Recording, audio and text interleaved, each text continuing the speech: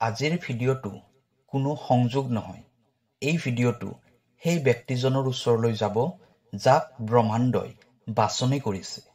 যদি এই শব্দটো আপোনাৰ চকুৰ সন্মুখলৈ আহিছে, তেনেহ'লে জানি লওক যে এইটো কোনো সাধাৰণ সময় নহয়।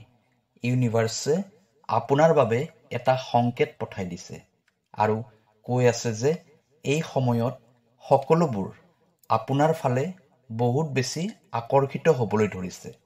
আপুনি এইটো জানিবলৈ পাই আচৰিত হ'ব যে এই সময়ত আপোনাৰ ব্যক্তিত্ব, আপোনাৰ আভা, আপোনাৰ এনাৰ্জি ইমানেই প্ৰবল হৈ গৈছে যে যিকোনো বস্তুৱে আপোনাৰ ফালে আকৰ্ষিত হ'বলৈ ধৰিছে। এইটো কেৱল মানুহৰ ক্ষেত্ৰতে নহয়, পৰিস্থিতি, সুযোগ এই সকলোবোৰ আপোনাৰ ফালে আগুৱাই আহি আছে।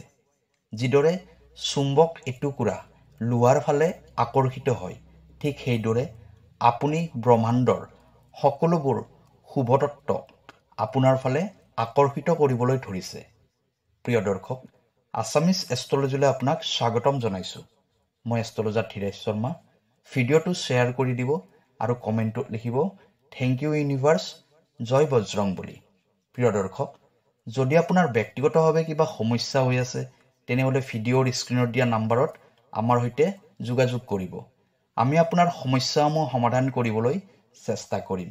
এতিয়া হওক ভিডিঅ'ৰ পৰৱৰ্তী অংশলৈ যাওঁ।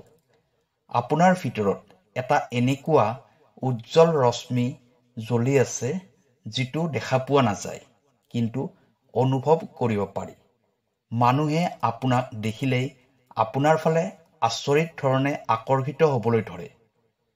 তেওঁলোকৰ আত্মাবোৰে ভাবে যেন আপোনাৰ এটা এনেকুৱা বস্তু আছে যিটো বস্তু তেওঁলোকে বছৰ বছৰ ধৰি বিচাৰি আছে। এই আকৰ্ষণটো কেৱল বাহিৰতে নহয়, বৰঞ্চ এইটো আকৰ্ষণ আত্মিক স্তৰতো হৈ আছে। আপোনাৰ আত্মা ইমানেই শুদ্ধ আৰু পবিত্ৰ হৈ গৈছে যে যিকোনো মানুহেই আপোনাৰ ওচৰলৈ আহি শান্তি, প্ৰেম আৰু আত্মীয়তা অনুভৱ কৰে।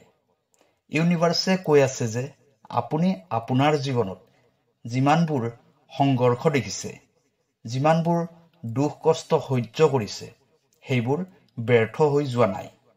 সেই সকলোবোৰ লগ হৈ আপোনাক সেই মানুহজন বনাই দিছে যিটো আজি আছে। আৰু এতিয়া আপুনি সেই স্তৰলৈ গৈ পাইছে য'ত ওচৰে পাজৰে থকা সকলোবোৰ বস্তু, প্ৰত্যেক মানুহেই আপোনাৰ সৈতে সংযোগ হ'ব বিচাৰে। হয়তো আপুনি কেতিয়াবা লক্ষ্য কৰিছে যে কিছুদিনৰ পৰা মানুহবোৰে আপোনাক বেছিকৈ লক্ষ্য কৰা হৈছে। সেইটো আপোনাৰ হাঁহিয়ে হওক, সেইটো আপোনাৰ শব্দয়ে হওক, নাইবা আপোনাৰ উপস্থিতিয়ে হওক, ইয়াৰ গভীৰ প্ৰভাৱ অন্য মানুহবোৰৰ ওপৰত পৰি আছে। মানুহে আপোনাৰ ওচৰলৈ আহিবলৈ ইচ্ছা কৰে, আপোনাৰ কথাবোৰ শুনিব বিচাৰে আৰু আপোনাৰ সৈতে বেছিকৈ সময় কটাব বিচাৰে। এই কথাটোৰ এইটোৱে সংকেত হয় যে আপোনাৰ পজিটিভ এনাৰ্জি আগতকৈ বহুত গুণ বেছি শক্তিশালী হৈছে।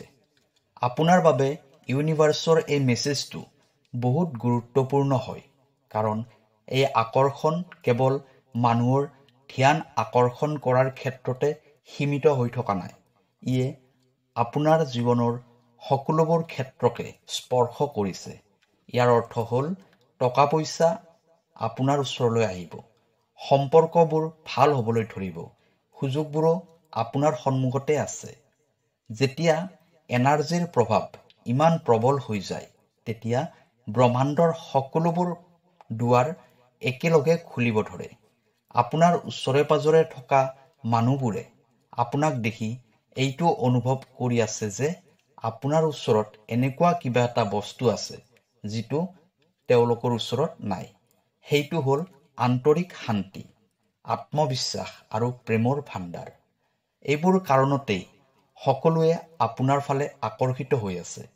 আপুনি এইটো বুজি পাব লাগিব যে এই সময়খিনি আপোনাৰ বাবে এটা বৰদান হয়। এই আকৰ্ষণৰ সঠিকভাৱে ব্যৱহাৰ কৰক। নিজৰ পজিটিভ চিন্তাধাৰা, নিজৰ সততা আৰু নিজৰ দয়ালু স্বভাৱৰ দ্বাৰা এই এনাৰ্জিটোক আৰু অধিক শক্তিশালী কৰি তোলক। ইউনিভাৰ্ছে কৈ আছে যে আপুনি আপোনাৰ অতীতত যিমানবাৰে ভাঙি ছিঙি নাযাওক কিয়, বৰ্তমান সময়ত আপুনি ভাঙি যোৱাৰ প্ৰয়োজন নাই। এতিয়া কেৱল আপুনি ফুলিবৰ সময় হৈছে। যিদৰে ফুল ফুলিলে সেই ফুলপাহৰ প্ৰতি সকলোৱে আকৰ্ষিত হয়, ঠিক সেইদৰে বৰ্তমান সময়ত আপুনি ফুলি আছে। আপোনাৰ উপস্থিতিয়ে মানুহৰ বাবে প্ৰেৰণাৰ স্ৰোত হৈ গৈছে। আপোনাৰ আত্মাৰ তৰংগ ইমানেই উচ্চ হৈ গৈছে যে সেই আত্মাই এতিয়া বেলেগ আত্মাবোৰকো জাগ্ৰত কৰিব ধৰিছে। যেতিয়া কোনোবা মানুহ আপোনাৰ ওচৰলৈ আহে, তেওঁলোকে কেৱল আপোনাৰ শব্দবোৰেই নুশুনে, বৰং আপোনাৰ এনাৰ্জিটোও অনুভৱ কৰে। তেওঁলোকৰ এনেকুৱা অনুভৱ হয় যেন তেওঁলোকে লক্ষ্যৰ ফালে আৰু এখোজ আগবঢ়াই দিছে। এইটো কাৰণতে সকলোৱে আপোনাৰ ফালে আকৰ্ষিত হৈছে।